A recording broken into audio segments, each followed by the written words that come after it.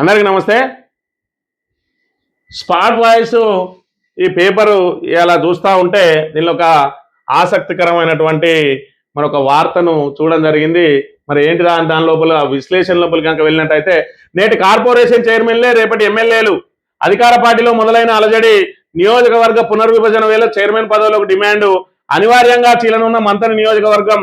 మంత్రి దుద్దిల్ల తన వారసునిగా సరైన బీసీ అభ్యర్థి కోసం అన్వేషణాట. పెరుగుతున్న నియోజకవర్గాల్లో అనుచరుల కోసం బెర్తుల ఖరారు.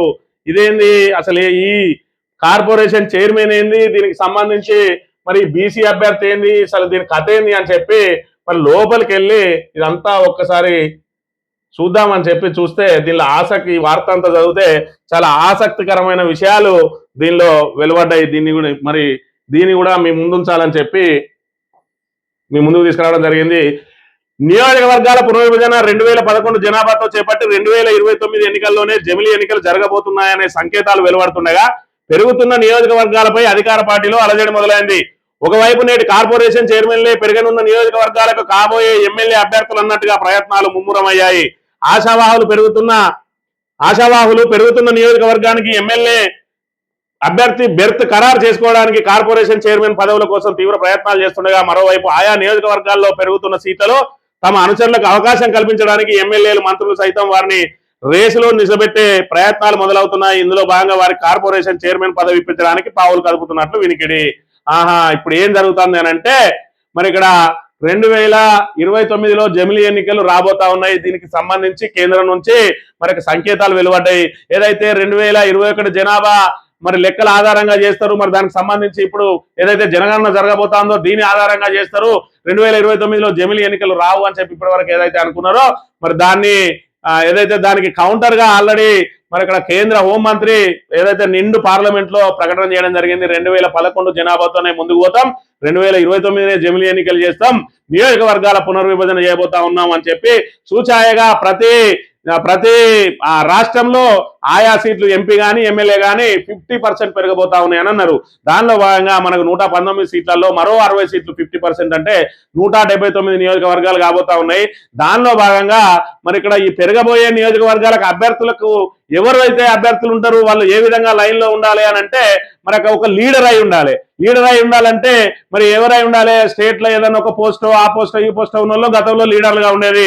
మరి ఇంకా 2.5 సంవత్సరాల కాలం ఉన్నది కాబట్టి ప్రజలతోటి మమేకం కావాలని అంటే మరి దగ్గర తవ్వ ఏది అని అంటే, ఇప్పుడు ఏదైతే corporation chairman, state corporation chairman పదవులు కనుక దక్కించుకున్నట్టయితే డైరెక్ట్ ప్రజల్లోకి ఇంటరాక్ట్ అవుతారు. మరి రెండోది ఆయనకు చైర్మన్ పదవి ఇచ్చినట్టు ఉంటే మరి వెంటనే మరి ఆయనే అభ్యర్థిగా నిలబడతారు. కొత్త నియోజకవర్గంలో కొత్త లీడరే కాబట్టి ఆయా నియోజకవర్గంలో కొత్తగా ఏర్పడబోయే నియోజకవర్గంలో ఎవరికైతే చైర్మన్ పదవి వస్తుందో వాళ్ళే అధికార పార్టీ తరఫున ఎమ్మెల్యే అభ్యర్థిగా నిలబడే అవకాశం ఉంటుంది అని చెప్పి చైర్మన్ పదవులకి గిరాకీ పెరిగిందట. మరి ఆ తర్వాత చూసుకుంటే ఏం జరుగుతుంది అని అంటే, 2గా చీలనున్న మంత్రి. ఉమ్మడి కర్నూలు జిల్లాలోని మంత్రి నియోజకవర్గం విషయానికి వస్తే 9 మండలాలతో పాటు పాలకుర్తి మండలంలోని 4 గ్రామాలు నియోజకవర్గం ప్రాతినిధ్యంలో ఉన్నాయి. అందులో కాటార, మాదేపూర్, మాముత్తారం, మల్హర్తో పాటు కొత్తగా ఏర్పడిన పలిమల మండలాలు. జయశంకర్ భూపాపల్లిలో ఉండగా మంత్రి ముత్తారం, కమాన్పూర్ తో పాటు కొత్తగా ఏర్పడిన రామగిరి, అదేవిధంగా పాలకుర్తి మండలంలోని 4 గ్రామాలు కర్నాల, జీడీనగర్, రాణాపూర్, బామ్లానాయక్ తండా, ఈ 4 గ్రామాలు పెద్దపల్లి జిల్లా పరిధిలో ఉన్నాయి. మంత్రి నియోజకవర్గం 2 జిల్లాల పరిధిలో ఉండడంతో నియోజకవర్గం 2గా చీలడం అనివార్యంగా మారింది. దీంతో జయశంకర్ భూపాలపల్లి జిల్లాలోని 5 మండలాలకు తోడు భూపాలపల్లి నియోజకవర్గంలోని 1-2 మండలాలను కలిపి కాటారం కేంద్రంగా నియోజకవర్గం ఏర్పడుతుందా, లేక భూపాలపల్లి నియోజకవర్గంలో ఈ 5 మండలాలను కలిపి అందులో కొన్ని మండలాలను వేరు చేసి కొత్త నియోజకవర్గం ఏర్పడుతుందా అనేది అయితే సంశయంగా ఉన్నది. ఇక పెద్దపల్లి జిల్లా పరిధిలో ఉన్న మంత్రి నియోజకవర్గంలోని మంత్రి ముత్తారం, రామగిరి, కమాన్పూర్ మండలాలకు తోడుగా పాలకుర్తిలో ఇప్పటికే 4 గ్రామాలు ఉన్నాయి. మిగతా గ్రామాలను కూడా మండలాన్ని ఇటు కలిపి 5 మండలాలతో మరి మంత్రి నియోజకవర్గం కొనసాగుతుందా, లేక కాలువ శ్రీరాంపురం లాంటి మండలాన్ని అదనంగా చేర్చరా అని మరి ఇక్కడ దాని మీద మేధావులు చర్చించుకున్నారట. ఏది ఏమైనా మంత్రిని మాత్రం 2గా చీలనున్నది అది మరి దాదాపు ఖరారు అయిపోయింది. ఇక ప్రస్తుతం మంత్రికి ప్రాతినిధ్యం వహిస్తున్న మంత్రి దుద్దిల్ల శ్రీధర్ బాబు సొంత గ్రామం మంత్రి నియోజకవర్గం నుంచి వేరు కావడం ఖాయమైంది.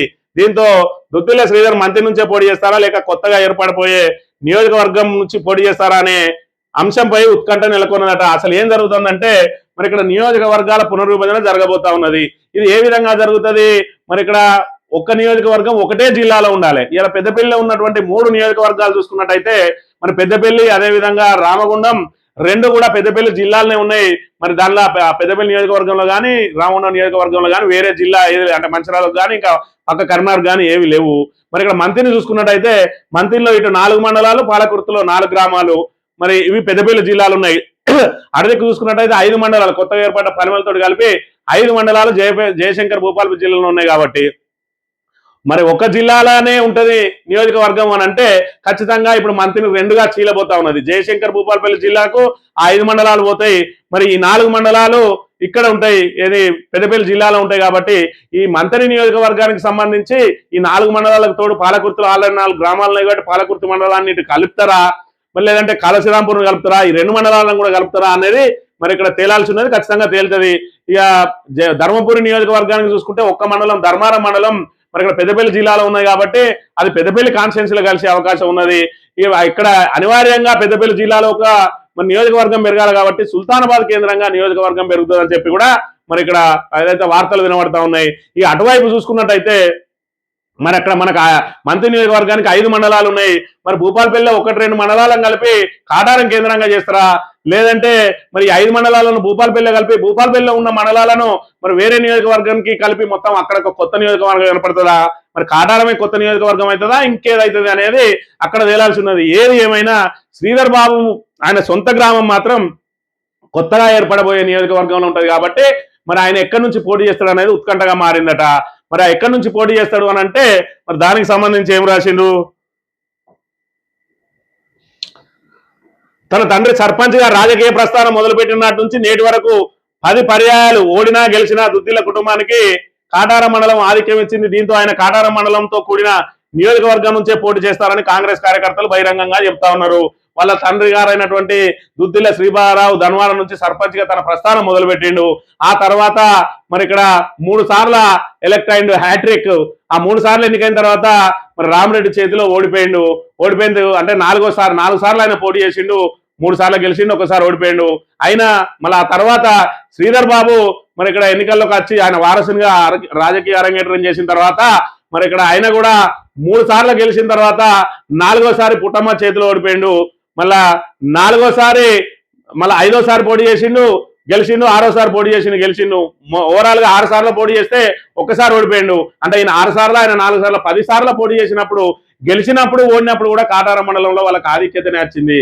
దాంతో కాటారం మండలం ఎన్నైతే మరి నియోజకవర్గం ఉంటుందో ఆ కాటారం మండలంతో కూడిన ధన నుంచే పోటీ చేస్తాడని చెప్పి మరి తేటతెల్లమైంది.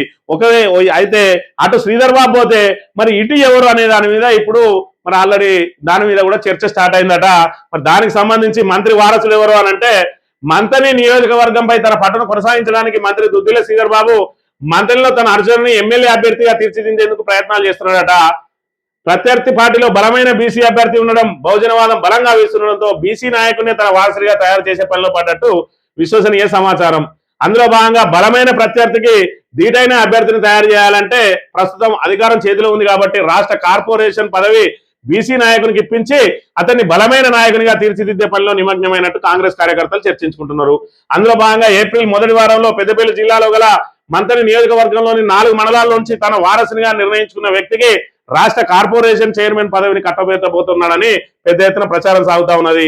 నేటి కార్పొరేషన్ చైర్మన్లే రేపు పెరుగుతున్న నియోజకవర్గాలలో మరి కాబోయే ఎమ్మెల్యే అభ్యర్థులను ప్రచారం జరుగుతున్న తరుణంలో మంత్రి ముత్తారం, కమాన్పూర్, రామగిరి మండలాల్లో ఏ బీసీ నాయకుని ఆ పదవి వివరించబోతుందో, ఎవరిని తన వారసుడిగా మంత్రి శ్రీధర్ ప్రకటించబోతాడో అని కాంగ్రెస్ కార్యకర్తలు వేచి చూస్తా ఉన్నారట. ఇక అసలు విషయం ఏంటంటే మరి ఇక్కడ మంత్రి మీద ఇప్పటివరకు ఆధిపత్యం చెలాయించినటువంటి దుద్దిల శ్రీధర్ మంత్రిని 2గా చీలితే మరి ఇక్కడ ఆయన కొత్త నియోజకవర్గం పోతే ఈ మంత్రి మీద కూడా తన పట్టు కొనసాగించడానికి ఒక అభ్యర్థిని వారసుని ఎంపిక చేసుకోవాలి. ఆ వారసుని ఎంపిక ప్రక్రియలో భాగంగా మరి ఇక్కడ బీసీ వాదం, ఇక్కడ పుట్టమధు బహుజన వాదంతో బీసీ అభ్యర్థిగా బలమైన అభ్యర్థిగా ఉన్నాడు. మరి ఇక్కడ రాష్ట్ర వ్యాప్తంగా కూడా కాంగ్రెస్ గాలి వీచిన మరి ఇక్కడ శ్రీధర్ బాబు లీడర్లందరినీ కొనుగోలు చేసిన పెద్ద ఎత్తున ఓట్లకు ఖర్చు పెట్టినా కూడా 72,000 ఓట్లతోటే మన చెక్కు చెదరని ప్రజాభిమానంతో నిలబడి ఉన్నాడు కాబట్టి ఇక ఆయనను కొట్టాలంటే మళ్ళీ బీసీ అభ్యర్థినే పెట్టాలి అని చెప్పి ఆయన ప్రయత్నం చేస్తానట. దానిలో భాగంగా ఈ 2.5 సంవత్సరాల టైం ఉన్నది కాబట్టి మరి ఒక బలమైన బీసీ అభ్యర్థికి కార్పొరేషన్ చైర్మన్ పదవి ఇచ్చి ఆయనను మరి ఇక్కడ ప్రోటోకాల్ తోటి దింపి ఆయనను బలంగా చేసి ఎమ్మెల్యే అభ్యర్థిగా బరిలో ఇప్పటి నుంచే నిలబెట్టడానికి ఆయన ప్రయత్నాలు చేస్తా ఉన్నాడట. అంటే ఇటు దిక్కు పెద్దపల్లికి సంబంధించి మంతని ముత్తారం మరి ఇక్కడ కమాన్పూర్ అదేవిధంగా రామగిరికి సంబంధించిన ఒక బీసీ లీడర్ కు ఇక్కడ ఏదైతే కార్పొరేషన్ పదవి వరించబోతా ఉన్నది ఆయననే కాబోయే మరి ఎమ్మెల్యే అభ్యర్థి కాంగ్రెస్ తరఫున చెప్పి పెద్ద ఎత్తున ప్రచారం సాగుతా ఉన్నది. మరి చూసుకున్నట్టయితే బీసీ అభ్యర్థి ఎందుకు మరి మాకు కూడా కావాలని చెప్పి మరి ఇక్కడ అనేక మంది ఆశావాహులు కూడా ఉన్నట్టు తెలుస్తా ఉన్నది. ఒకవైపు బీసీల నుంచి కూడా మరి ఇక్కడ 3 పోటీ పడతా ఉన్నారు. ఏదే మన ముత్తారం నుంచి సదానందము, అదేవిధంగా రామగిరి నుంచి తొట్ల తిరుపతి, అదేవిధంగా తోట చంద్రయాలు కూడా మరి ఇక్కడ బీసీ అభ్యర్థిగా మేము కూడా బలమైన అభ్యర్థులం అని చెప్పి వీళ్ళు పోటీ పడతా ఉన్నారు. మంత నుంచి చూసుకున్నట్టయితే రాజకీయ అరంగేట్రం చేసినటువంటి మొన్ననే మున్సిపల్ ఎన్నికల్లో రాజకీయ అరంగేట్రం చేసిండు. మరి ఇక్కడ ఆయన ముందు చూపుతోటి రాబోయే రోజులలో కొత్త నియోజకవర్గాలు ఏర్పడబోతా ఉన్నాయి, ఎమ్మెల్యే అభ్యర్థిగా మేమే నిలబడతామని చెప్పి ఆయన పెద్ద లాయర్ గా ఉన్నాడు.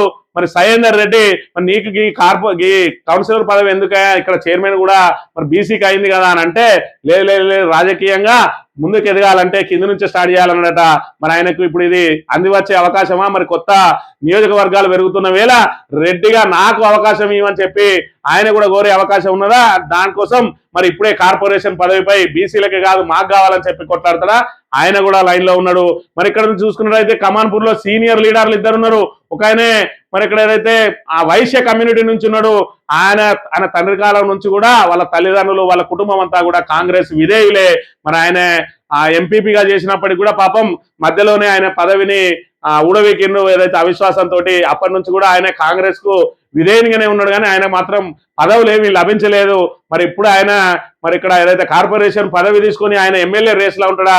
ఈ మధ్య కోమట్లకు కూడా చాలా తక్కువ ప్రాతినిధ్యం ఉన్నది వైశ్యులకు కాబట్టి మరి వైశ్య కోటాలో ఆయన కూడా మరి ఇక్కడ ఎమ్మెల్యే రేసులో నిలబడతాడా అని చెప్పి మరి అనుమానాలు వ్యక్తమవుతున్నాయి. అదేవిధంగా బలమైన సామాజిక వర్గం నుంచి ఏదైతే భాస్కర్ రావు ఆయన కూడా మరి ఏదైతే ఆయన సర్పంచ్ గా చేసిండు, అదేవిధంగా సింగిల్ విండో చైర్మన్ గా మరి చేసిండు.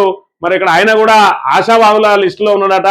మరి ఇక్కడ బలమైన సామాజిక వర్గం నుంచి ఉంటేనే మరి ఆ బీసీ అభ్యర్థిని కొడతాం కాబట్టి మేము కూడా కార్పొరేషన్ చైర్మన్ గా ఉండి ఈ 2 సంవత్సరాలలో పార్టీని బలోపేతం చేసి నేను కూడా ఎమ్మెల్యేగా నిలబడాలనే ఆశతోటి ఉన్నాడని చెప్పి మరి ఇక్కడ వార్తలు వెలువడుతున్నాయి.